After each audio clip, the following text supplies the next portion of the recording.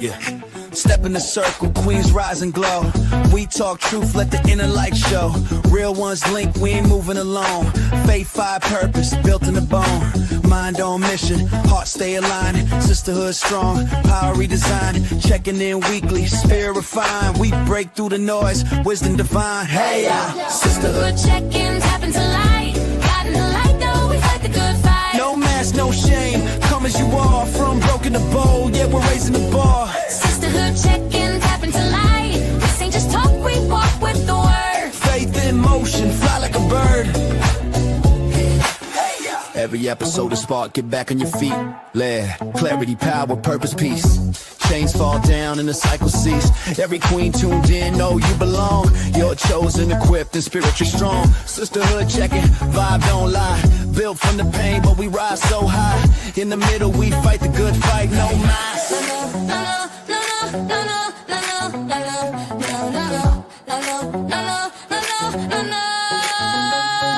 Hey yo, Sisterhood check-ins happen to light. God in the light, now we fight the good fight. No mask, no shame, come as you are. From broken to bold.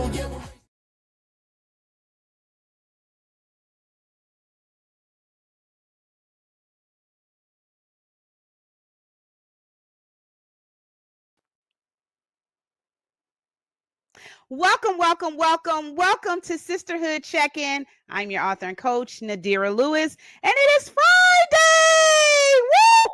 I'm excited, guys, because tonight I am going to bring to you guys a special guest that some of you may know, but I know a lot of you have not met this amazing man, Dr. Casual Pitts.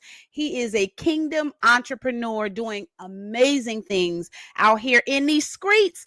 So I cannot wait to be able to dialogue with him and to share some of the things that God is doing with him in his life. So before I actually start, if you're watching me on YouTube, make sure you hit the subscribe button, hit the notification button so that you can be notified every time I upload a new video. If you're watching me on Facebook, Instagram, or any of the other platforms, go ahead and click like and share so that others can be able to get it, so that the algorithm can include us and allow us to be able to be pushed out to people that can really hear what we're going to be talking about today. So before I actually introduce Dr. Pitts, I'm going to go ahead and play this quick video real quick.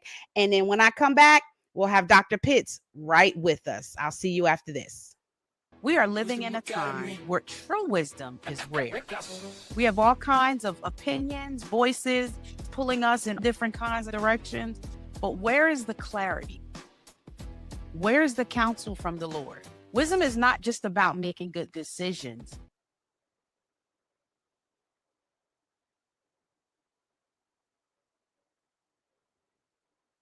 We are living in a time where true wisdom is rare. We have all kinds of opinions, voices pulling us in different kinds of directions.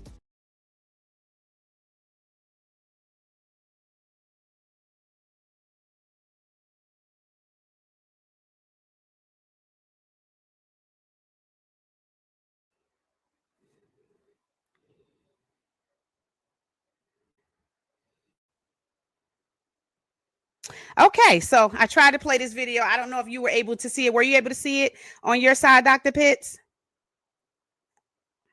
Okay. You can't hear me? Okay, good. So apparently I tried to play this video, wouldn't play. So we're going to go ahead. Hopefully we'll be able to play it later on in the video. But guys, why don't you, to all of you who are new to watching Sisterhood Check-In, and for those of you who have been continuously watching, Mr. Casual, Dr. Casual Pitts, welcome to Sisterhood Check-In. It's a blessing to be able to have you. How are you this evening? Listen, Nadara, I am amazing. God is always good. There's no complaints on my end. I always say, even if I did complain, nobody would listen anyway. Yeah, definitely. And you know what? It's a pleasure to be able to have you here, because I know you're busy and you're doing a lot of amazing things. So I don't take it for granted that you've taken the time to be able to dialogue with me today. So help my audience, and for those of you that don't know you, which I'm sure there's very few, but help my audience understand who Dr. Pitts is, and how did you become this man that you are today? Woo! Listen, I'm gonna keep it real short and sweet. Okay, I've been an entrepreneur since I was 7. Mhm. I'm currently 41, just turned 41 October the 18th, and this has been my journey since then. Entrepreneurship. I've had my roads of ups and downs, and the trials and tribulations, the good, the bad, the ugly. But once I started to put God first in my life and in the things that I did. And it didn't mean that because I put him first, that things started to go perfect for me. But things started to shift, things started to break, relationships started to build, doors Mhm. started to open, all because I did start to put him first in my Mhm. life. So I always like to tell people, without all the accolades, without all the things that I've done, I'm a server first, right? And I had to learn to understand that that's the reason why I'm in this position as an Mhm. entrepreneur for other entrepreneurs, is to serve them the best way that I know how. So because of the trial and error, because of all of the things that I went through, I don't want these entrepreneurs to make the same mistake that I did, because I promise you, the way that the world is now, technology, situations and circumstances are completely different than it is almost 30 years ago. Yeah, absolutely. I definitely agree. And I think everybody that enters entrepreneurship enters for different reasons and different seasons. Some people go into entrepreneurship because of some of the dynamics of what they went through life. And I always say that the biggest people that are the biggest givers are the ones that have gone through something, the ones that understand what it's like. It's not always the people that have a lot. Sometimes the people that have little decide, okay, I'm going to do something, I'm going to make an impact, because of some of the things that they've done. I know that, when you said because of different, things that happen in your life, but talk to us about some of those things that really, like, because I think that entrepreneurship, some people might wake up and say, I want to start a business, right? But what happened in your life that caused you to say, you know what, because you said servitude, you wanted to serve. Right. What was it in your life that made you say, you know what, I want to do this on a bigger scheme. I want to help more people, and I want to just go beyond, because you impact a lot. I mean, millions and millions of people. You're all over the world. Every time I look at you, you're traveling, Yeah. and not only are you building business, but you're building kingdom businesses. So talk to us a little bit about where that came from. Like, what made you Absolutely. want to do it on a bigger impact, on a bigger scale? Absolutely. When I first started the journey of entrepreneurship, level of transparency, I was chasing that bag. And that's just all Mm, I was chasing that money. yeah. I had a skill set. I knew exactly what I was going. I knew what I wanted, Hmm. and I was chasing the nice car. I was chasing wanting to have nice things and wanting to make sure that my bank account was right. And Hmm. while that was an experience, that still wasn't the way. So because Mm. I was chasing the bag and I got the opportunity to experience that, I ran into loopholes. I ran into issues. I ran into problems. And I said, Mhm. okay. And the most important thing, I kept hitting a glass ceiling, right? Mm. So I said, okay, how am I going to change this dynamic? And then personal development started to kick in, right? Okay, Mhm. now let's read the books like Rich Dad, Poor Dad. Let's start going to workshops. Let's start going to seminars. And even then, I thought that, wow, okay, this is the next phase, right? And Mhm. even the personal development, I still hit another glass ceiling. So I went from chasing the money to now getting having that personal development in place. And then it was like, okay, well, God, what am I doing wrong? And God it was like one of those things where he was just leaning and he was just tapping his hands on the desk and saying, it's me, right? So it Mm. wasn't until I had to understand the dynamics, because, and I think all entrepreneurs do this, where I will sit and I'll ask an entrepreneur from the show of hands, and we always start here because this seems to be the sweet spot for us. How many of you have 5 businesses or more? And you would be shocked of the hands that go up, because that's how I was, right? I was an entrepreneur who had all of these businesses. But it wasn't until I understood that, number one, once I implemented God into my situation, and this is where entrepreneurs have to be careful when you do this, because you think that when you put God in, everything is just it's good now. Oh no. When I added God, he was like, I need you to write this down. And for those that are listening to this now, I want you to pay attention to what I'm about to say. But if you write follow going down, not across, I'm sorry, not follow, focus. I'm sorry. FOCUS, going down, right? Focus. And now going across, you're going to put follow one course until successful. And that's when I understood that all of the stuff that I was doing, I was just being busy. I was not busy and productive. And that was the issue, right? I was just this busy person. So everybody used to say, oh, Dr. Pitts is busy. But that's all I was. I was busy and not productive. So I had to follow that one course until I was successful at it, meaning what? Once I made that $1 million in that first business, then I moved to the second and the third and the fourth. Why? Because in that first business, I created the blueprint. In that first business, I created the resources. In that first business, I had the network. So it was easy for me to go into that second business and then take that blueprint and apply it to that second business, right? Because the principles are the same. The dynamics of the business changes, but the principles are the same. So once I understood that, then I became productive and busy, right? So I became busy and productive. So my execution. So once I implemented God, it was, I no longer started to chase the bag. I was strong on my personal development for self and for God. And I became a server. And that's when things started to shift for me, where now I no longer wanted to be rich.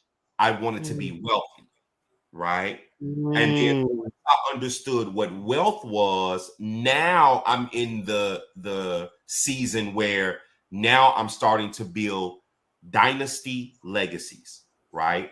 Not just a legacy, dynasty legacies. And what a legacy, Nadara, is something that you and I leave for our kids, right? Nadara is leaving a legacy for her children. I'm leaving a legacy for that's a legacy. But a dynasty legacy is when now I'm saying I want to help Nadara now leave her dynasty legacy. I want to now help Donna leave her dynasty legacy. And now it's no longer about me, right? It's about anybody that's in my inner circle, like my circle, Jamie, K-Shari, right? So my assassin. So those are the people that I'm now working for. It's for Dr. Pitts anymore. I'm doing it for my culture, right? I want to help my culture leave a dynasty or duplicate what I'm doing so they can do it for others, because that's how we get to that level a lot faster, is if we learn how to help each other get to that next level.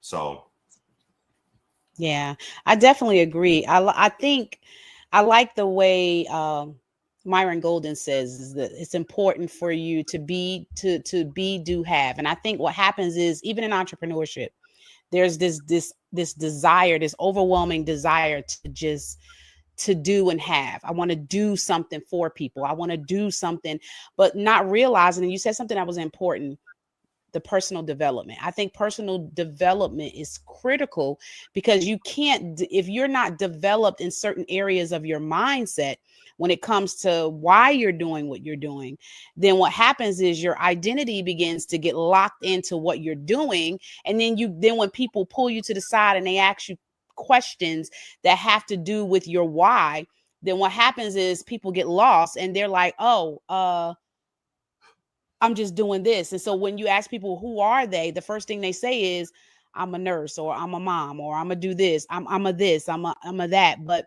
what you do flows from who you are. And I think when you take the time to develop, which a lot of entrepreneurs, maybe some of them know, I can't really put everybody in a box, but I know for me, I realized that I was only going to go as far as my mind. Right. I know that I was only going to be able to develop or even become, because like you say, you can be busy, but not really become impactful, right? Because you can be busy but not necessarily impactful, right? And so you could be doing, and I think what happened is when I started to slow down and I started to realize that, wait a minute, once I become the person that I need to be, then everything else is it just happens, right? As a result of that, you don't even have to struggle or have to hustle, as some people say, because what happens is it starts to be attracted to you. The people that you're supposed to be impactful to, they'll start seeking you out, right? You won't have to, go out here and try to be screeching walls or try to make yourself important to people, trying to show who you are. Sometimes I realize that when you just focus on getting to know God, that's one of the things that God showed me, is that when you focus on him and he begins to show you who he is, right? Yep. You begin to see how you play in his picture, and you start to see like, oh, okay, this is how I fit in the kingdom. And so now I can take what God has shown me about me, and now I can start, and then next thing you know, you're creating products and services. You're connecting, you're starting to produce things out of who you are, versus you just trying to do stuff just to jump on the bandwagon because you want to get that bag, right?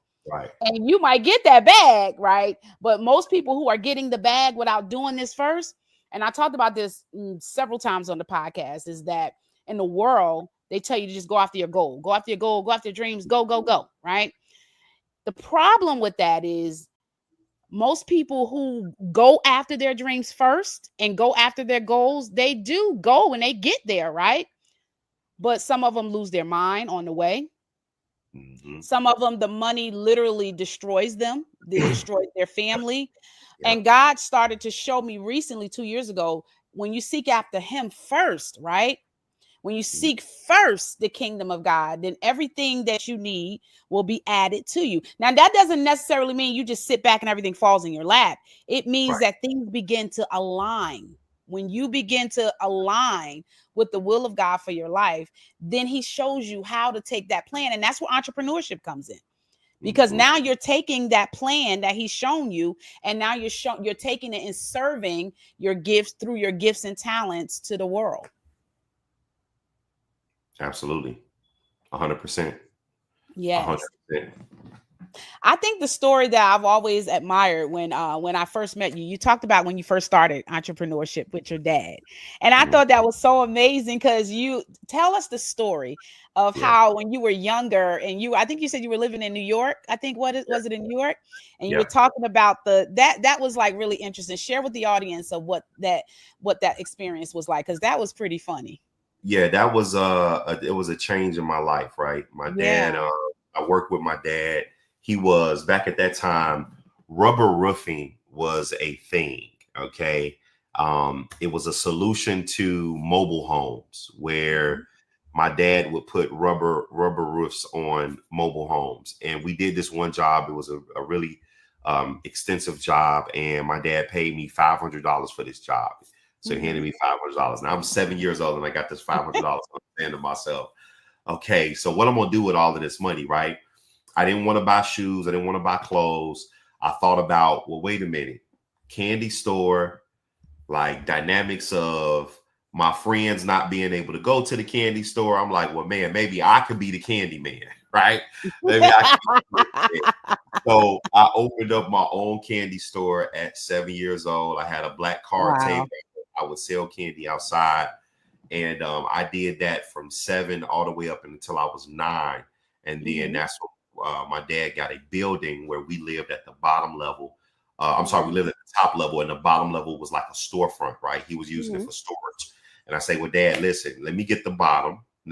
Because it's everybody knows in Chicago and New York, it's cold. It gets cold outside in the winter time, right? So I knew that I wasn't selling candy at that time. So if I had a storefront of, a brick and mortar, then I'm sure people would come into the brick and mortar and buy from me. And that's what I did, right? So from 9 years old, my dad said, if you can pay the light bill, you can have it. You can use it. Wow. And I was 9 years old, and that's where the journey started to take off. I had a storefront underneath where we lived at in our building in New York. Yep. Wow. So all of you parents who have kids that want that are starting to say, I want to sell candy and stuff, you might be, you might have your little small millionaire like Dr. Pitts that's in the making, right? That's because my son Christian did that. Christian, let me tell you something. I knew Christian was an entrepreneur when he started selling coupons in the store to the people in the store. I knew.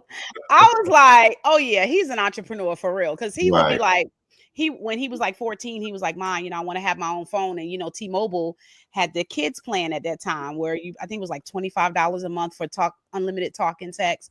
And we were living in Florida. And I told him, I said, son, I said, if I get you, I said, how are you going to pay for this phone? Because I'm not going to pay for this phone because I wanted them to think and be creative. And I didn't want them to just have this mindset that everything is just given to them. I wanted to develop them into entrepreneurs because I was one, right? That's all they knew. Right. And so he said, Mom, just buy me a bag of candy and I'm going to take it to school. I said, if you sell this bag of candy, I'll give you, I'll go ahead and get you a phone. Right. Christian came home and that candy was sold. And I thought, okay, maybe this is just a little one-time thing. But when that joker went in the grocery store and made money, the little coupons that you pull off, he was selling them to the people in the store. And I thought, who does that? Like, he's a real entrepreneur. Okay. So I had them jokers on the assembly line when I started my own skincare products. They was on the assembly line when I was doing my stuff. And that's what they knew. So if you're a parent out there and you have children that desire to generate their own income, that it's not just about them just making the money. They are learning how to serve other people because that's exactly what you're doing. That's what entrepreneurship and business is serving other people. And when you look at it that way, you won't focus on just the bag. The bag will just be a result of your servitude. Yep. Yeah. Absolutely. So does your kids have that same type of entrepreneurship type of mentality, or are they kind of like, oh, Dad, you're the bag man? Listen, not yet. I would say my little one, his name is Carson. I think he's probably the closest one because what he's learning. I will say what he's learning at his age, and he's 8. Okay. He holds on to his money, baby. He know how to save. Oh, I got one of them. Oh yeah, baby. He got a little stack and like this. And I'm talking about he'll be like, I'm like, what about your money? He's like, never mind, then I don't want it. I'm like, why don't you spend your money? I'm good. I'm good. So I see a pattern there. That's one because this is what I always say. When you respect money, money will respect you. And because he has it in the mindset, like I'm saving this because there may be either a time that I really, really need to use it, or there may be something that I really, really, really, really want, right?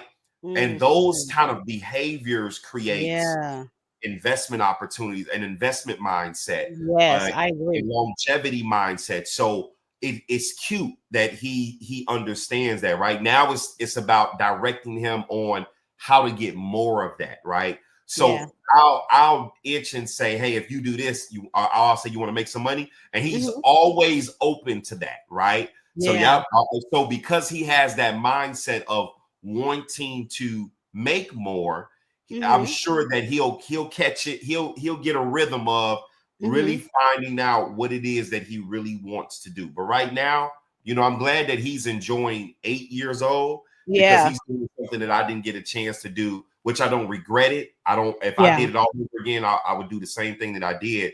But I'm glad that he's enjoying being a kid. Yeah. I had a friend of mine growing up that when I lived in Florida, and one of the things I used to love watching her, because I think you can learn from other parents and learn how to, what to implement in your family life that's going to help.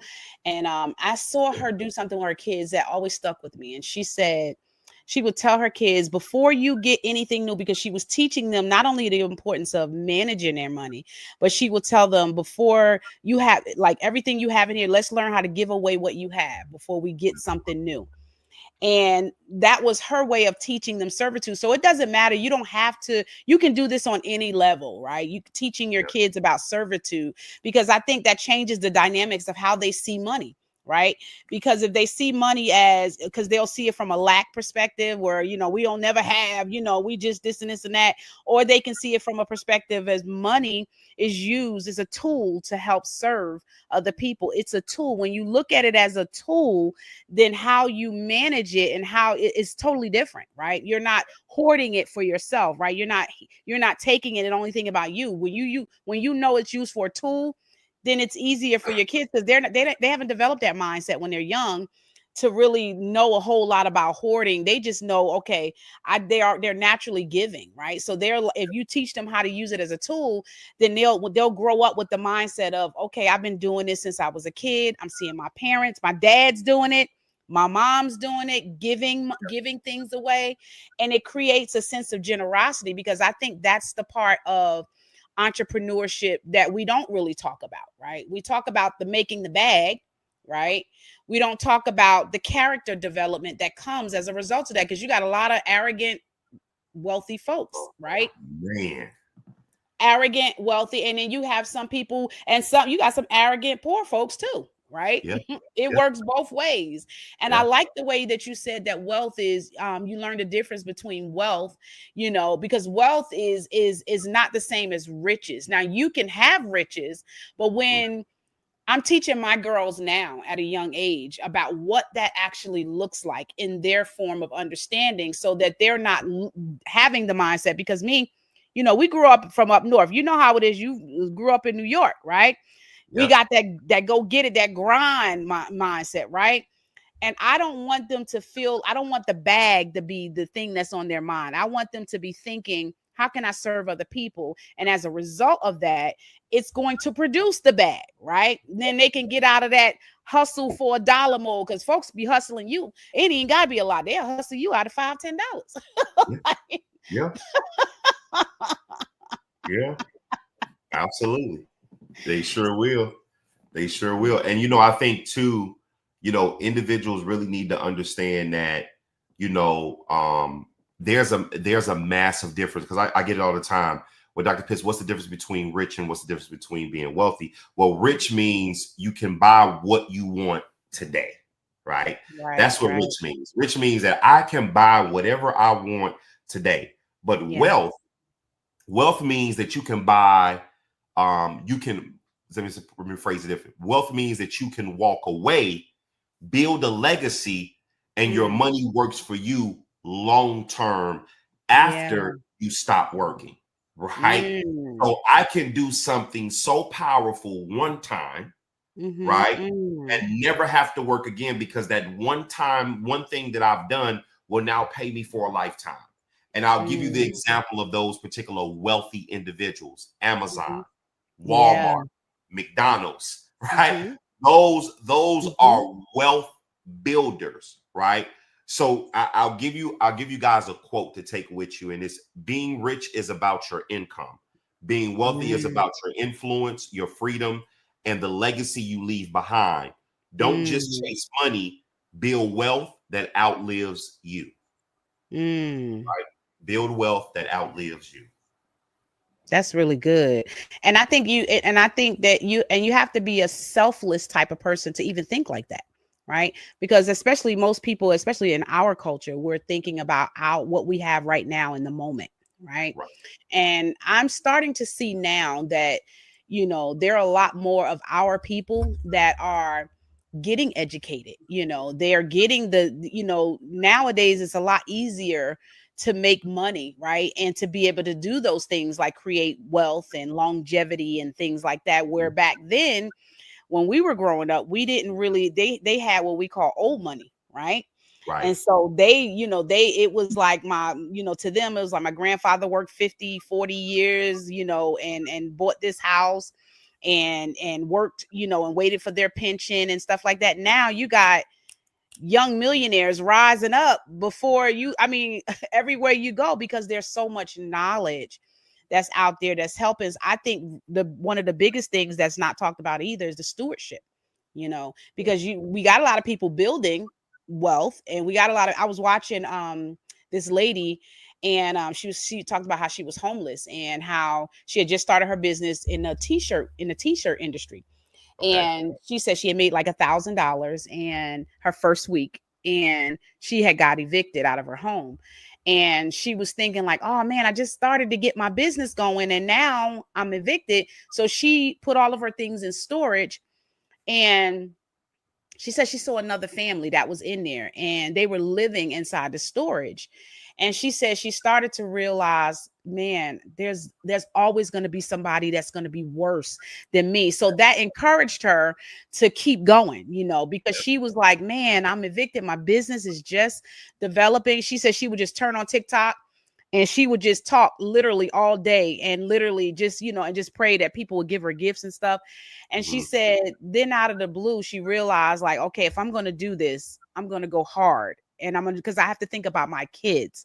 And she said she was a single mom. She had one of her kids she had to send to the father, and another kid she had to send somewhere else. And she said it was that motivation. It was selflessness. I have to make sure that I succeed for the sake of my kids. And now she makes 20 million a month. Whoa. A month. A Dang. month. And I'm thinking like, she said, and every day, so the lady that was interviewing her asked her, like, what is your drive? Like, and she said, my drive is when I saw that family living in the storage unit, I thought, I never want to be at a place where my kids will have to, and I would have to live. And she said, and I'm one procrastination, I'm one decision, I'm one lazy step away from being there. And she says, so every day I get up with the mindset. So her hustle is not just about the bag. It's like, if I don't help other people, because this is how I'm getting my money as a result of helping people. So I got to help more people so that I can be able to stay where I need to be. And now this lady is like teaching other people how to make money. She's making 20 million a month. Black lady, young Black lady, 35. But Wow. this is the point that I was making and bringing that story up when I was talking about stewardship, because she said when she made her first couple of $1 million, the first thing she did was she went and started buying all this stuff, right? Stuff she never had, stuff she just started buying, everything that she ever dreamed about when she didn't have any money. So she went down this slope of almost going broke again. And then she had to get with a mentor. My question to you is how do you, and I know you probably feel the same way, but help my listening audience understand the importance of having a mentor, somebody that can help you steward, the things that you have. Because like I said, people are making it, people are becoming TikTok millionaires overnight. You have people that are doing all kinds of HSN and QVC stuff on Instagram and making the money. Talk to us about how important it is to have mentorship to help you steward your wealth. So listen, that part right there is when people ask me, hey, what would you do differently? What would you do differently? If I had to start all over, what would I do differently? It would be get a mentor. And the reason why I say that is because I didn't get my mentor until I was like 33. I'm 41, guys. So when I say I'm blessed that, again, going through those experiences, but I'm also blessed that God was my mentor without me even knowing that he was my mentor, right? But he started to send the mentors. Now I got over 10 mentors in my life that hold me accountable, that expect me to execute in a certain way. So now mentorship is vital, right? When I understood how vital it was at 33, I'm telling everybody that is listening to me now, whether you're watching live or you're gonna watch the replay, please stop what you're doing in your journey, grab you a mentor. And when I say grab you a mentor, your mentor typically does not have to be as successful as you want them to be, right? Talk about it. It has to be the mindset. Yes. Right? Yes. It has to be the mind. Their mindset has to be bigger than you and them, right? And if their mindset is bigger than you and them, then they can expand your mind to be that big picture that they're trying to help you create, right? Now, if you're able to find somebody that can do that and they're in a place of wealth that you want to get to, that becomes a bonus, right? Yeah. Because then what they're able to implement extra, and that's the reason why you're supposed to have more than one mentor. Absolutely. Right? Because every mentor is not going to give you, I mean, the one mentor is not going to give you everything, right? So if you are in a space, in a place of real estate, you have to have a real estate mentor. But if you're making the money, then you got to have a financial mentor, right? So there's supposed to be a mentor for everything that you're doing in your business and in your life, right?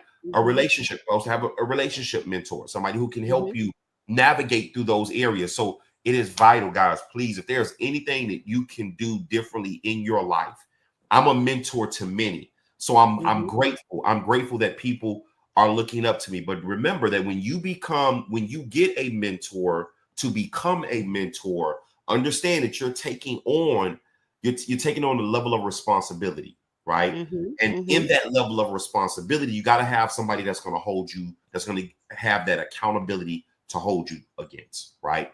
So it is vital that if you want to be successful in anything that you do, having a mentor is a key component. That's an ingredient. I always like to tell people that would say, well, what is the keys to success? What is the ingredients to success? It's just like people who a cook or chef who knows how to make macaroni and cheese. We all have our own way of doing it, right? We all use different ingredients, but the base is still the same, which is what? The noodles and the cheese.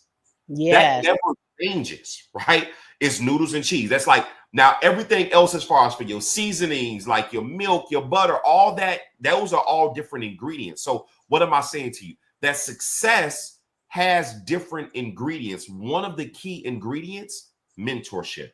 If you do not have mentorship in your ingredients of success, that is the reason why you're not as successful as you should be. Guys, let go of the pride. Let go of the whatever it is that you're going through, whatever it is you're doing. Let all of that go. And I promise you, implement a mentor of whoever that person is to help them guide you in your journey, because I promise you, it feels great to talk to somebody about what's going on up here and in here. That's true, because I think why a lot of people don't really have mentorship, genuine mentorship, is because they can't see beyond. They just look at the external part of it, and they don't really look at the fact that there's some impartation that takes place. There are some mindset shifts that take place when you're in the midst that you may not even thought about. Sometimes it's just you being in the midst of people. Most of my mindset growth has been at a very early age in my life, and it's simply because of the type of people that I've been around, right? And has mentored me that I didn't even realize. I can remember having mentors even as a teenager, right? Before I even went into business, I started to see, when I look back at my life as a teenager, watching my aunt always positioning me in places, right, to where I was always learning something and not realizing by the time I got like 17, 18, well, people will be like, man, you have a mindset of an older person. Like you seem like you know, and that's where this whole wisdom journey has begun for me, because I realized it started when I started to expose myself to different people, to see how to cultivate different mindsets, even in different environments, right? And so I think there's a lot of validity to what you're saying. So when I started to realize how valuable that was, that took my business to a whole nother level. I'm not against going to school for anything that you, because please, if you're going to the doctor, if you're going to be a doctor, please go to school. Please, please, right? If you're going to be, if you're going to be building bridges, please go to school, right? But there was an impartation that took place in my life that I didn't like. A lot of the things that I've started to learn, I never went to school for. A lot of it was like I had the gift and the creativity there, but the mentorship, the exposure opened up my mind in such a place to where I was able to expand things in my business. And I was looking like, wow, man, that was nobody but God. And so I started to realize very early, like, okay, I need to make sure that I position myself as long as I'm in this place around mentors that can pour into me, right? And then what happens is, I don't know if you feel this way, but once you're being poured into so much, you want to go and pour into other people. You are looking for people to Yep. pour into, because you realize success is not just about gaining material things. Success is doing what God told you to do, the way he told you to do it, because then that way you're not comparing yourself to the next person. You might be in two of the same businesses, right? Yep. But your success in your lane is different, because God has put you there to not just only help people, create generational wealth, but to also help them to cultivate servitude. Yes. That's Yes. important, because everything that we're supposed to do it with the mindset of serving other people. And I think when we develop that mindset, then business becomes a byproduct, right? Mhm. Business, God, the very first thing that God told us that was that he was creative, right? That was the Yep. very first thing that he told us, in the beginning he created, right? So we know based in Genesis what type of guy he was, and that helps us to understand that we're made in his image, we're made in his likeness. We have the ability to create, to take things and to shape them into what God. How do you think Adam was naming these animals? Yeah. Right? He Yeah. had to be able to. I know some people probably never put much thought in it, but I'm a thinker, so I'm thinking like, how did he just come up with all these names? And then I realized one of my mentors said something to me that really, again, my mentor said something to me that made me think. He said because he became one with God, and so everything he began to call the animal was in agreement with God had already called the animal to be. So when he said, horse or cow, God, it was like it was an agreement to what he was doing, what God was telling him to do. Right? Yeah. He was in tune. And I think when we're in tune with God, he begins to show us how to operate kingdom entrepreneurship. Absolutely. 100%. Absolutely. Absolutely. So we're gonna take a quick break, and we're gonna give Dr. Pitts a chance to wipe some of that sweat off his face and get something to drink. And we're going to play this quick video really quick. Hopefully I tried to play the video before, but anyway, but we're going to go ahead and try this again. I'm going to play this video real quick. Get you some coffee, because Dr. Pitts is dropping some gems. Get you a notebook. And it's funny, Dr. Pitts, when I think this was like, I want to say this was like in 2005, I think it was, I met a young man that was 20 years younger than me. Mm. And he said to me, I'll never forget it. He introduced me to somebody that was his mentor. And I came with nothing. And he said to me, he said, Nadira, he pulled me to the side. He said, you never come in the midst of somebody who has the ability to pour into you. You don't do them a dishonor without bringing a notebook and a pad. He Yeah. said, you do them a dishonor when you get in their presence and you don't at least write down some of the things that they say. And I was like, I was like, okay. And I never forgot that. So make sure y'all get y'all pen and paper, because we have somebody who has walked this journey, right? Who is doing it, not just talking the talk, but actually walking the walk and making impact. So I'm going to play these videos really quick. I want you to go get your paper and your pen, call up your girlfriends and tell them Sisterhood Check-In is on the air. And we'll be right back after this.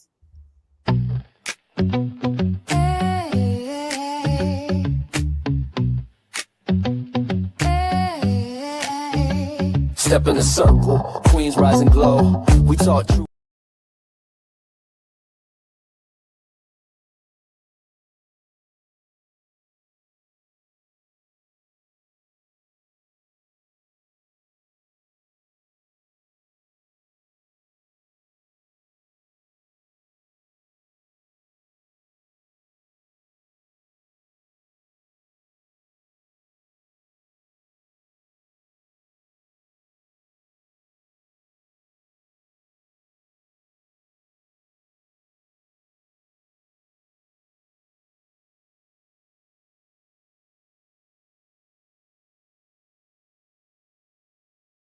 I see you carrying everyone else's burdens while your own heart is breaking.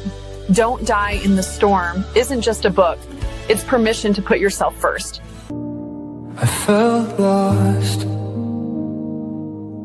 when I lost my loved one.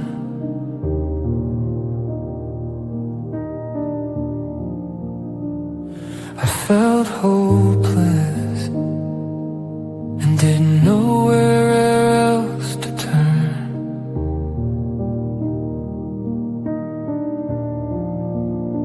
I felt numb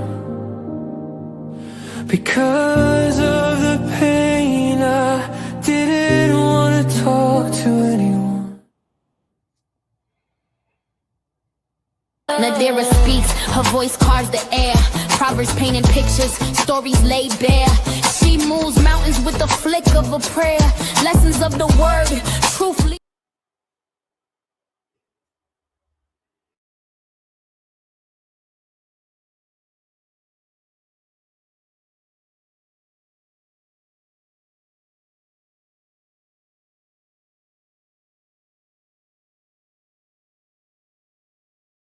Nadira speaks, her voice carves the air. Proverbs painting pictures, stories laid bare. She moves mountains with the flick of a prayer. Lessons of the word, truth leaves there. Parables weaving through beats that don't stop. Wisdom dripping down like rain on the block. Holy Spirit whispers, hands on the clock. Life lessons knocking, door unlocked. Yeah, scripture in the veins, running through the flow. Life's foundation, roots that grow. The Spirit moves where the mind can't go. Biblical wisdom, it's all I know.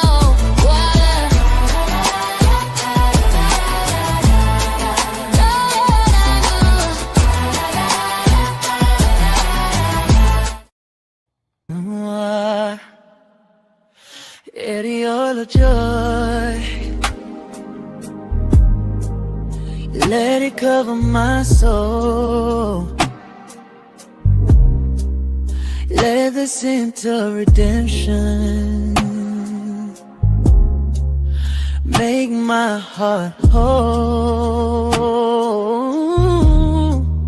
I wear His promise. I wear His peace. The essence of a woman, bold, yeah, me. Oh, the oil of joy is the fragrance of me.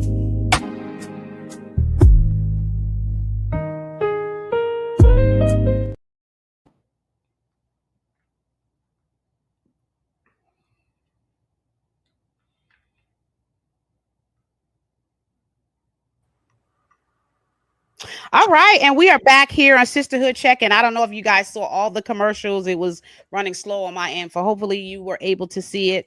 But for those of you that are just joining, we have here Dr. Casual Pitts here. Kingdom Entrepreneurship is what we're talking about. And for those of you that have seen the commercial or it may have cut out, make sure you grab my book, Essence of a Woman. You can get it at www.coachingwithnadira.com.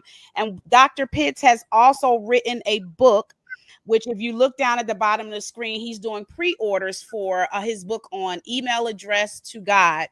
Thank you for joining us, Dr. Pitts. So talk to us about this book. You've written a book and you've already at over 100, oh my goodness, pre-orders of your book. Talk to me about this book. What sparked this email address to God? I'm intrigued. Yeah, so Nadira, a lot of people don't know. So this is my second book that I wrote, and I have my own theology of books, right? So my first book I wrote was Mindset, right? And it was an acronym to Mindset. And I wrote that book in 2023. Mm-hmm. And I said, hey, I'm not writing my second book until I sell 50,000 copies, because 50,000 copies generated $1 million for me, right? And the reason why that was my theology is because even after I sold 50,000 copies, I can still go out and talk to somebody and say, hey, do you got the book mindset? And they're going to tell me no. Right. So and my theory is that before I write my next book, I got to make $1 million with the first one at least. Right. So that's my journey. So once that happened, then God said, okay, now your second book, I want you to expose how people can be more in tune with me. Right. And it came from the scripture of the foolish things will confound the wise. And that scripture led to my book, The Email Address to God, because people would think that, Dr. Pitts, that's foolish for you to create an email address that's titled godandcasual@gmail.com. And I started to email God all of the things that we needed to do in regards for business, life, my problems, everything that I was dealing with, all my issues, all my problems, all of the things that I wanted to get accomplished in life. I started to email God these things. And I promise you that the more that I spent, and that's all it really is, right? Is spending time with him. However you spend time with him is your way of spending time. My time of spending time. And I think what happens is the reason why a lot of people don't spend as much time with God is because they feel like, well, God hear me praying all the time, or, I'm going to church and I'm going to Bible study. But see, I promise you that when you pull up an email and you start emailing God, your time becomes a little bit more personal, because when you hit the send button, you feel like it sticks, right? It's not just an open prayer, for a fact. And what I love about the email address to God, or creating that email address, is that now you have a dialogue, you have a journal, you have something to reference back to. You have something to say to yourself that when he starts to make things come true in your life, you can say, you know what? That was because I remember that two months ago, when I emailed him this, look at my receipt, right? And what happens when you're able to do that, who gets the glory? He does. And the more glory, the more that he's glorified, the more people will follow him, the more people who will explore and test his love for you. So I know for a fact, Nadara, that this book right here, I'm talking about all 55 pages, right? All 55 pages of this book. Like literally, like I think my mindset book was like well over 200 pages, but this book is only 55 pages, and I promise you that this book here is way more powerful than anything that I can even write moving forward, because the simple principles in this book. This is like one of those books that when you go into Walmart and they got that little stand and you can buy books. See, this is one of those books where you'll be able to carry this with you for the rest of your life and reference to this book, utilize this book, pull scriptures out of this book, pull quotes out of this book, and it literally can be an additional guide to remind you that God loves you, he appreciates you, he wants you closer to him, and by any means necessary for you to get on your knees or spend that intimate time with him, this book will remind you to just take a little bit of time out of your day, out of your life, and just talk to him. And just like how we talking, just talk to him. So God doesn't make any mistakes. I know that what he's about to do with me with this book is nothing short but him getting all the glory. I love the fact that you're strategy driven, because I think, and when I say strategy driven, meaning you just don't just say this is what you need to do. You actually walk people through the steps and say, and that's what I admire about you, is that when people come to you for advice and they say, Dr. Pitts, what do I need to do, in regards to my life? What do I need to do in regards to my business? You're able to point to a strategy. and say, and I say that, and I've gotten that because I realized that as we started talking in the beginning, that you were just talking about how like your process and how you did that one business, and you realize this is what I've gained from this one business, and I just repeated that same thing in the next business. So I can see that strategy is just as important as it is Yes. for you just having the information, because if you don't have the strategy, which is the wisdom of God and the mentorship, and if you don't have that, then you just have an idea, Right. and that's it. You just have an idea, and then you just become busy and not productive and not impactful. So I love the fact that just even me watching you on the internet and just being, just talking with you, I love that you're giving people like, this is what you need to do, not just you need to do this, but this is how you do it. This is how you do it. Step 1. This is how you do it. Step 2. And if you do that, then you're going to see the results of that. Because I remember when we first met and we were at, Lenine House, and that was one of the things you told me about my book. And you were like, this is what you need to do. And I was like, Yeah. I love that. And it's funny Yeah. because even when I wrote this book because normally, when I was first writing my books, I was writing them, Dr. Pitts, from my experience, things that I've gone through, and when you're taking baby steps into different arenas, you do things just, the way you could, right? The best that you know how. But when I came in contact with you and you were just sharing with me the wisdom and saying, your books should be courses, your books, Yeah. should be a way. I never forgot that, right? Even though we was eating all that food, I didn't forget, right? I listened and I thought about that. So when I wrote this book, The Essence of a Woman, I really took my time with this. And when I wrote it from that perspective. What can I show I know who I'm called to. So what can I teach them in this book, and it just not be another book, because everybody's writing books and everybody has different things that they're contributing to the world. But what do I understand about who I am and what God has called me to do? What can I teach? And I've had people, I've given some books away and they were like, it's good. It's my book and I'm still reading it. Like, Yeah. it's, Yeah. and I started to understand that. So thank you for that, because I never forgot that. Yep. Yep. Absolutely. That, and that's the beautiful part about like what servitude is all about. And like, guys, like I'm one of those people. And for those who have always, I don't think you will ever come and see me if it's my event.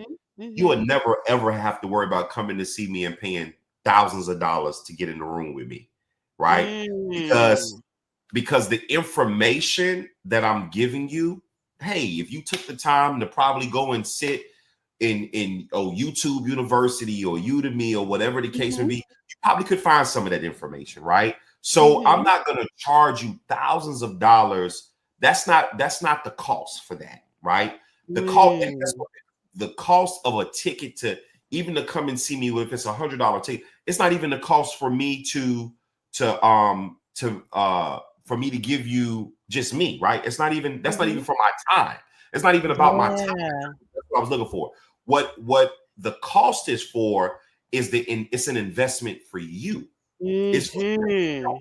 Because I want you to understand is that when you sow a seed into you, then that investment that's the tiller. That's what's tilling the ground for now the doors to open up, because it's about being in the room with other people that can take you by the hand or give you some additional information to help you level up. It's not always about what I can provide in my time and what I have access to and the resource. No, it's about the people that are in the room.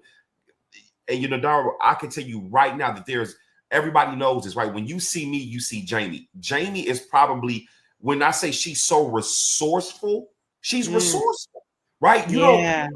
That's the thing that I'm telling you. Like, she will connect you to people that will like help you go to a whole nother level. Everybody that I've encountered has a story, has a position. Just think about it, Nadara. Like, think about all the people that us doing this now, right? Think about all the people now that are going to follow you, that are people that are going to say, hey, can I be on your podcast? It's expanding. People that are sharing. That's what I love about. And guys, I'm going to leave you guys with 5 principles, but one of these principles is what I'm talking about now is embrace collaboration over competition, right? Mm. And that's what I love about. That's the reason why I'm so successful, is because I don't compete. I collaborate, and that's Mm. why I like that. my circle. Hey, we could do the same thing. How do we focus on collaborating and not competing? Because when you can learn how to collaborate, then now money comes in for the both of you, because even though we do the same thing, we're still doing it differently, because we're adapting to different audiences, different personalities, different dynamics, right? Different viewpoints. So that's what I love about what I do, and why I can walk into any room and I can collaborate with anybody, because I don't walk in with competition. I am at competition with nobody but myself. I am trying to better me. I don't care about what you're doing. I don't care about how we can do the same exact thing, and that's great. I'm glad, I'm happy for you. How do we collaborate so we can make each other better? And when you can learn how to collaborate and not compete, oh man, the peace becomes peace, the stress becomes stressless, the depression becomes depressionless. I mean, you don't have to worry about no pressure, because you're not competing, you're collaborating. I'm telling you now that if you guys just learn how to collaborate and stop competing, you won't have to worry. I always say this: when I walk into an environment and in a room and I see somebody who's doing an event that can be similar to what I'm doing, or I am praising them, I am saying, wow, I love how they did this. I love how they do that. I love the way that they have this set up. And what am I doing? I'm taking those ideas and I'm saying that I'm going to implement this and I'm going to apply this. And why is that important? Because guys, we all learn from somebody. Absolutely. Yeah. That everything that we do in life, we learn from somebody and something.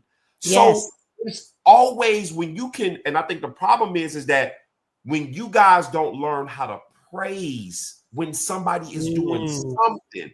Can you imagine all the people, the best ideas, Nadara, live in the graveyard? I believe that. So it's important to give people their flowers while they're living and praise them for what they're doing. Because this, what we do, this ain't easy. It's not. This ain't easy. I literally got off the last 3 weeks. I was on 5 flights, and it's 10 o'clock, 11 o'clock at night, and I'm doing a pot. This is not easy. Thanksgiving was yesterday, right? It's like, this is when you want to step into these shoes to feel the shoe of entrepreneurship, not your shoe size, the shoe of entrepreneurship. You got to understand this comes with more than just making money. Like there are people that are watching you, that you are literally saving their lives, because you're giving them something that they can apply to not just their business, but to their everyday life. And for me, that's what I live for now. That's where my life is laid on the line so somebody else's life can be saved. Yeah. And I think gratitude is what produces that. I think gratitude removes the comparison thing, because most people are still finding their voice. They're finding their place in what it is that they feel like they're still trying to discover what they're supposed to be doing. And I would say to those people who are still struggling to find, because it happened to me, when I first started, I'm telling you, I wanted to give up so many times when I first started, in this whole coaching and blogging. In October, it was 5 years that I've been doing this podcast. And I almost wanted to delete a lot of my 2 years of my videos in the beginning, because there has been some moments where my guests where my internet just blanked out and my guest was waiting 10 minutes for me to try to get back on. But I say all that to say, when I realized I'm not just doing this for me, right? I'm doing this for the person that sees me doing it and saying, you know what, if she can do it, right? Then, and I started to be grateful. Yeah, things I could have, I would like to have better production. I'm doing everything. I'm the production girl. I spend the whole Friday doing everything. I do the graphics. I create the whole show, right? But what I realize is that when you start to really just be grateful and just slow down, right? So some learning can take place and realize that, you know what, you may not be where you want to be, but we're not in a race to get to a destination. We're supposed to be walking this journey, learning as we're growing, right? And being able to be an example to somebody, like you said, and say, you know what? Because you could have been like, look, I done been on 5 flights in a deer. Look, I'm tired. I'm about to go to bed. But I appreciate your sacrifice to be able to show my audience and those that are listening to say, hey, look, if I can do this with the mindset of I'm serving other people, then you can do it too. Gratitude really takes us out of selfishness, because I think that's really, if you really want to be, let's just be real, it's just selfish. We are just selfish people, right? And selfishness is the groundwork for a lot of sadness, a lot of depression.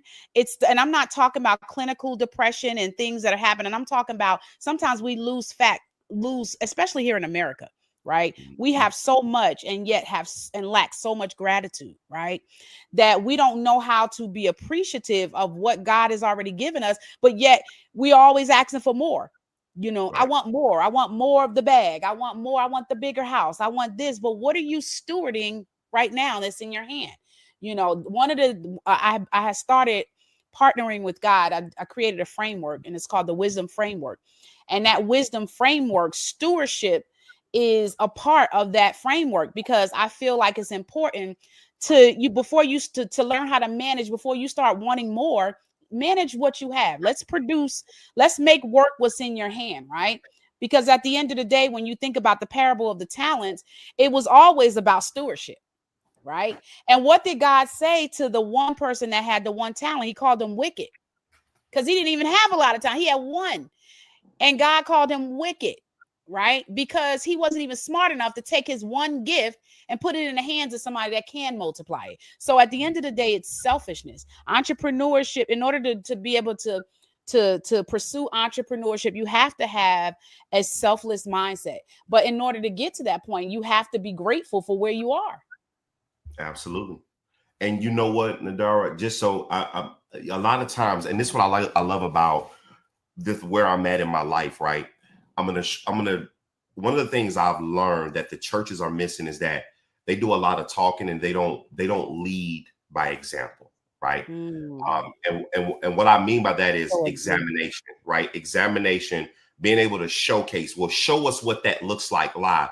You say that you do these things, but what can you show us to prove to us that what you're saying that you do is actually real? So I'm going to show you guys what I mean when I say collaboration and not competition. So one of my mentees is on here. You're bringing her up on the screen, Chosen Culture. She has a book, okay, From Healing to Hustle, okay? So this is how, now we're here talking about my book, Nadara's book. This is what you call selflessness, right? Yes. This is what you call this is what you call proof in the pudding, showcasing, exposing other people on a platform. This is my interview, but this is what I do. I collaborate. Go get her book. Yes, go get her book. Why? Because this book is going to help save somebody that's going to read this, right? And you know what you're going to say? If it wasn't for me watching Nadara's podcast and watching Dr. Pitt's, not only did I get an opportunity to pick up Nadara's book or Dr. Pitt's book, but I also got another book that I was able to pick up.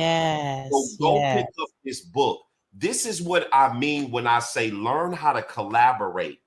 And it's power in partnerships. It's power in partnering, because there is no just one vision that involves just you, right? Everything that God has put on the inside of us is for someone else. And I think lack mindset is not just about not having enough funds or enough of what you want. It's having the mindset of what do they call it in the business world? Gatekeeping, right? We love to gatekeep because we feel like if I share this with you, it's again selfishness. I'm going to lose, but you can't lose as long as God is constantly downloading things inside of you. I remember one time, and I've told this for those of you that watch my podcast, I've told this before. I remember I was in a coaching program a couple of years ago, And there were some things. Here I was just getting out here, just trying to, do what I've always been doing, trying to promote, learn the internet world. And I remember I was discouraged because I was listening to everybody talk about how they made all this money. And it really revealed, and I started to get a little bit upset and I was offended. And I was like, well, God, I'm doing everything right. And how come I'm not seeing the results as da da da da? And I started to pout. For real, y'all, I pouted. I got on my bed, got in a fetal position. This was during COVID, got in a fetal position. And I was like, I'm just done. I'm just tired. I'm tired of hearing everybody and their things. And I'm doing this. And I promise you, as soon as I hit my head, I heard God say, get up. It was loud, get up. And I laid my head and I bounced my head back up. And I'm like, what? Because, I don't know how these people be saying God be talking to them. And they just be like, oh, no, God. He said, get up. And I got up. Right. Got up. And he said, I heard it clear as day. He said, right. And I'm thinking, so I got up and my office was in my desk, was in my bedroom at the time. And I sat at the table, at the little table I made into a desk. And I'm like, right. Okay, well, what am I going to write? I created 4 courses in 30 minutes. I didn't even, and in 4 courses, those 4 courses, I did exactly as he instructed me, because that's the key, because he always gives you strategy when he tells you to do something, right? Mm-hmm. But what happens is we don't see the strategy because we're looking for the next instruction. When he tells you to do something first, and he tells you how to do it, when you obey that, then your next instruction is at the end of that one. So when I did that, instantly, Dr. Pitt, I made almost $1,000 in 30 minutes. And I said to myself, I was speechless, what? I was and it was at that moment that I realized my journey, I can't compare my journey to someone else's journey, because success to me may be different to somebody else. Somebody else's success may be totally different. But to me, what I've learned in my journey of success is doing what God told you to do. Because at the end of the day, I'm not going to be in front of other people. I'm going to have to give an account to to the stewardship that he's expecting me based on to be able to operate in, based on what he gave me. That moment changed my life. So from that moment, it didn't matter what I went through, no matter how much my internet would just cut off, no matter how much my guests, I would leave my guests sitting, waiting 10 minutes while I'm trying to restart my computer. I kept going. And I was like, God, I'm not, this is a mistake. And I'm not going to delete those videos. I want people to see that it wasn't easy, right? I want them to see that it's not different for me, right? Yeah. It was me being persistent and me getting the knowledge, getting the mentorship and learning from other people and say, how can I do this better? I'm not looking at, my pride is not there and oh, I can't learn from them because, they going to try to take my idea, No, when you have a relationship with God and he's constantly downloading stuff, you don't have to worry about nobody taking nothing, because let me tell you something. You are not without lack. You're not without ideas. Let me tell you something. Somebody tried some years ago to take my idea, and God literally, and in my mind, I was just like, well, God will give me another one, Yeah. And they were like, no, you got to fight for what I'm like, I work for a limit. I got a limitless God, so it's like, he'll take, if they want to take that. Now I look at myself as a resource. So it's like, how can I help you? How can I help you? That's why I bring people on my podcast. No matter, they don't have to be great. They don't have to. Sometimes I bring people on the podcast, they ain't even started their book yet, right? To motivate them. When I first started this thing out, I used to have a show called Dinner with the Coaches on Sundays. Bring up people that were trying to start, because sometimes you just need the environment. You need to get in the environment with other people to be able to get encouraged and say, okay, you know what, maybe I don't have it all the way there yet. Maybe I can learn from this person. And that's what I did. That's what I do. I get people on and I motivate them. Talk about your book, because now people are going to be, if you didn't do it like what you do, I'll help them. And sometimes wouldn't even charge for it, because it was because I know if I help you, you're going to remember me, right? You're going to look back. And you're going to be like, man, if you have an attitude of gratitude, you're going to look back and say, man, if I wouldn't have been here, if Nadira didn't do that, if she didn't do that, just like with you, you've encouraged me in the short times that we've interacted with one another. I never forgot the nuggets, and I don't take, even when I'm in your presence, when we are around each other, I'm always listening. And I'm making, and I listen with the mindset of, I don't know if I'm ever going to get that access again. Right. Right. And when you treat people like that, then I think what happens is you learn to appreciate and value the stuff that they give you. That's right.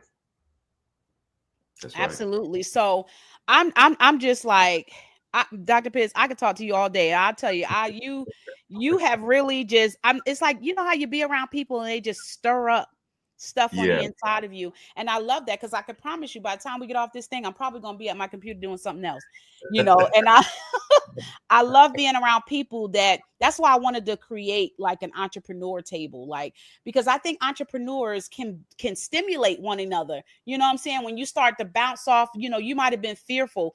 Maybe I want to write a book, but I don't know how to do it. I don't know where to start.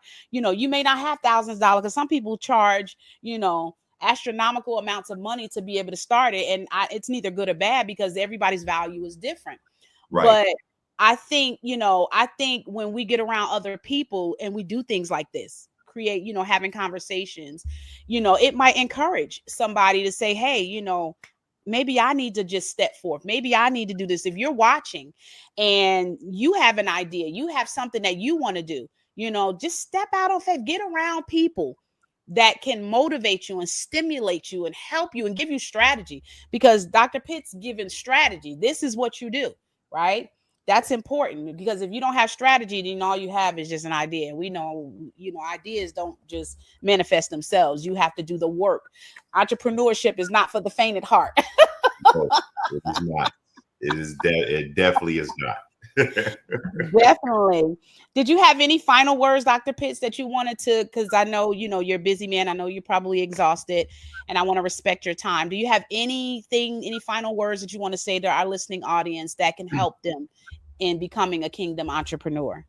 Absolutely. I'm going to give you guys 5 quick tips. The first one is own your story, right? Your journey, failures, wins, lessons, they all have value.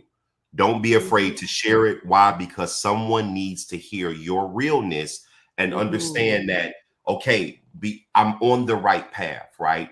It's not going to be all lilies and flowers at the beginning. It's going to be rough. It's going to be tough. It's going to have those things, right? So own your story. The second tip is watch this, build multiple streams of value. Build multiple streams of value, because when you build value creates income. Understand it? So when they say multiple streams of income, no, it's multiple streams of value, because when you create value, it gives you unlimited access to income, right? So don't just rely on one source. You can take the one thing that you do and create the 7 streams with that one thing. You don't have to always start 7 businesses, right? The one thing you have, you can create 7 streams just with that one thing, right? Hone in and find out how to do that, but make sure that you build multiple streams of value. The third tip is, again, like I told you guys earlier, embrace collaboration over competition. Like I said to you guys before, have Nadara's book. Here is my book and Chosen's book here, right? This is what you call collaboration. Learn how to collaborate and not compete. All right, that's your third one. The fourth one is prioritize your mental and spiritual health. It is very, very important, guys. Listen, one of the things that I do on Saturdays, I detach from the world. No email, no phone calls, no Facebook, no social media. I literally detach myself from the world. Why? Because when I detach, I reset, right? I reset to restart, to rebuild. I do that every Saturday. You owe it to yourself to prioritize your mental and your spiritual health, okay? And then last but not least, take action imperfectly. Don't worry about being perfect, guys. Let go of the imperfections, right? Let go of the imperfections immediately. Why? Because as you go, you grow. So anything I would love to leave you guys with is my quote, my famous quote, which is coming together is the beginning, sticking together is progress, but us all working together, that and only that is success. So Nadara, thank you for this amazing time, this platform. in your podcast, and I wish nothing but the best. I hope that this thing blows up to the masses. Yes. Massive platform, right? So God knows God is with you. God is going to do all of amazing things in your life and your business. Thank you. And I just hope that you continue to keep going. Don't give up. Don't stop. Don't quit. So thank you. I appreciate that. Thank you so much. And there you have it. That was so rich. I felt like I just had the knife and fork. I felt like I just ate a spiritual steak. I am so grateful. Thank you so much, Dr. Pitts, for all that you contribute to the entrepreneurship community. And I'm sure all the people that are watching that know you appreciate your presence and all the things that you contribute. If you would like to be a guest here on Sisterhood Check-In, make sure you send me an inbox. If you're watching me on Facebook, you can send me an inbox. If you're watching me on any of the other platforms, just send me an inbox. I would love to be able to share your story and how you contribute to entrepreneurship or just your life in general. I would love to be able to share your story and see the things that God has done in your life so that you can encourage us. Because I always say that it's not that hurt people, just like hurt people, healed people can heal people too, right? So thank you guys so much for watching. Make sure if you haven't done so yet, make sure you go to get my book, Essence of a Woman. It's you can get it on at www.coachingwithnadira.com. It's an app. You can go to the books and journal section and you'll see all of the books and journals that I've created. Thank you so much. And you can see everything else that I do. All of the books and resources are there for you. So thank you so much for watching, and I will see you guys next week. Have an amazing day. Make sure you share the broadcast with somebody that you know needs to hear this. I'll see you next week. Nadira speaks, her voice carves the air. Proverbs painting pictures, stories laid bare. She moves mountains with the flick of a prayer. Lessons of the word.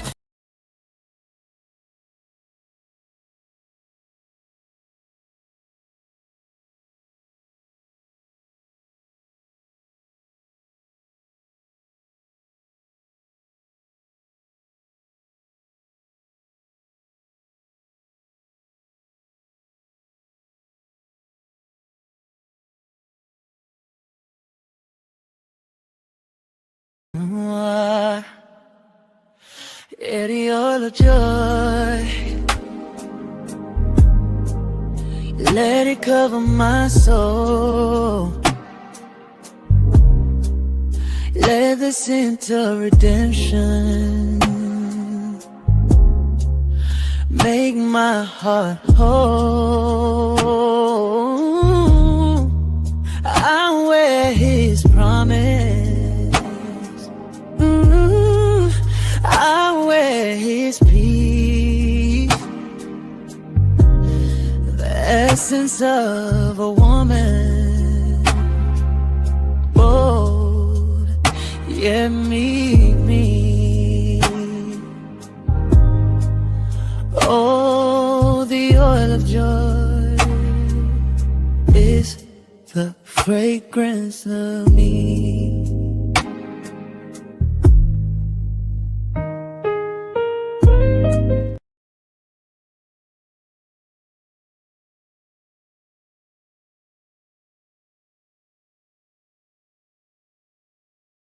Rise so high in the middle.